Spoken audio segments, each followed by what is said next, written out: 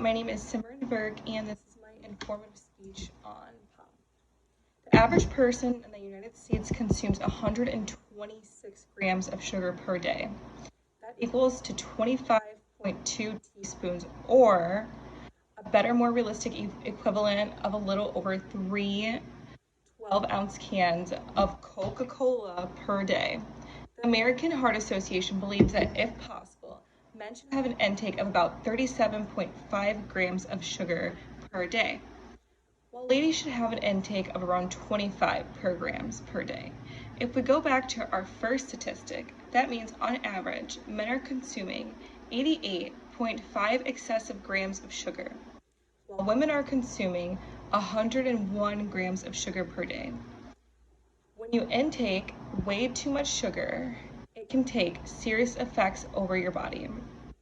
Now that you have an idea of about how many grams of sugar and some basic sugar intake statistics, I'm going to spend some time discussing how pop affects your body, the difference between diet and zero soda and zero sugar soda, and some substitutes for this sugary drink. Too much sugar in your body can create numerous health issues, a few being extra insulin and dispersed into your bloodstream, which can affect your arteries, lead to weight gain and high blood pressure.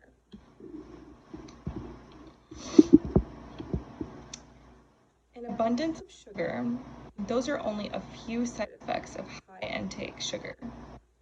No one is immune to weight gain. At this point in time, everyone does with a spike of their weight, and when thinking about it, what might have caused this? Where did this weight come from? How did I gain this weight so fast? Think about the things you consume every day. Pop, just like Coca-Cola right here. It's a perfect sidekick to any burger or pizza, but it's horrible for your health, but delicious to most. The average American consumes 45 gallons of pop per year. In total, that's about 375 pounds worth of pop that passes through your system over the course of a year. That's 470 cans of pop per person. That's a lot of pop. According to the Huffington Post, a study was done to see what else Americans were drinking in the year 2010. Here are some Here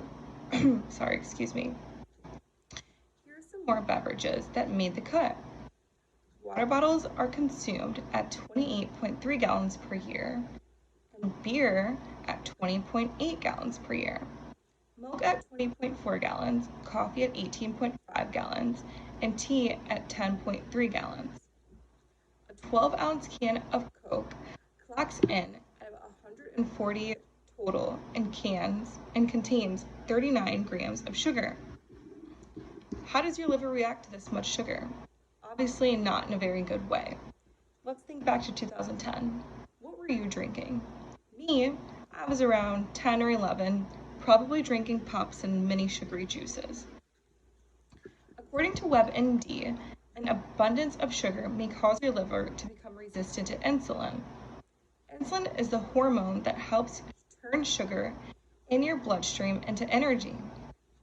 In type 2 diabetes, your body has impaired insulin production, which has many causes, obesity and poor nutrition being the leading cause, which was researched by the American Diabetes Association. An alternative most people like to believe to be healthier are zero-calorie and diet pops. I'm just letting you know this is absolutely untrue. I personally used to believe this too. Let's take Coke for an example. A Diet Coke and a Coke Zero are both sweetened with aspartame.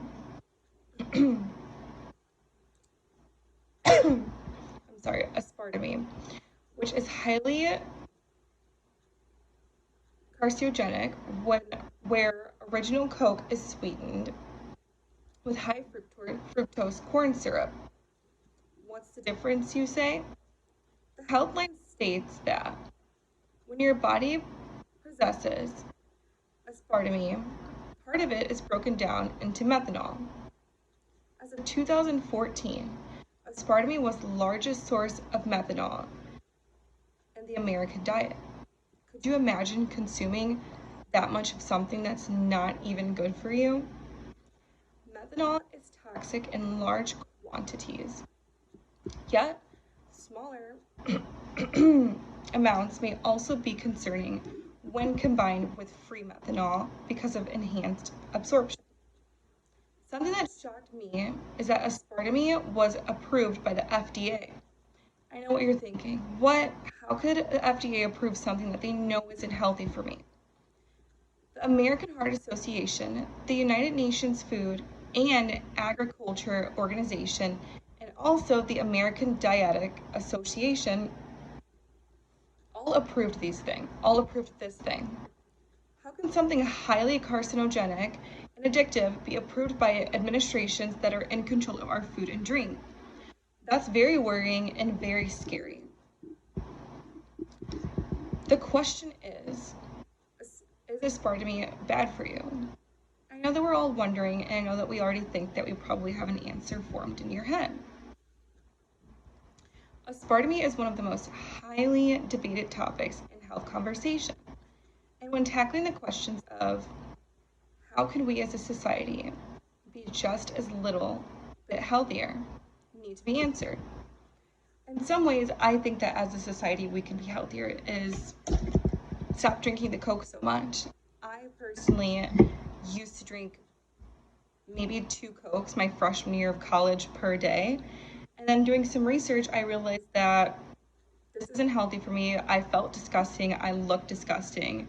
And then I did a little bit more research and come to find out Diet Coke is even more unhealthy for me than regular Coca-Cola. A lot of people don't take the time out of their day to even look at the ingredients on the back of these. Let's see. In this single can of Coca-Cola, there are a total of 39 grams of added sugars. Added sugars.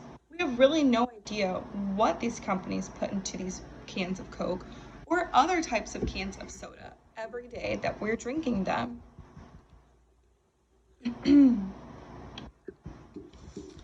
I hope you've gained a little knowledge from this. We've discussed sugar intake as a populance, how that intake can affect your body, and substitutes like Diet Pop and Zero Sugar Pop. So hopefully you can join the conversation. And hopefully I changed your mind as to why we should limit our intake on pop and even on Diet Pop as well. There's so many other healthier options such as fruit juice or water or even a clear soda instead of a dark one. I hope that I was able to help you join this conversation and think more about when you put pop into your body. Thank you.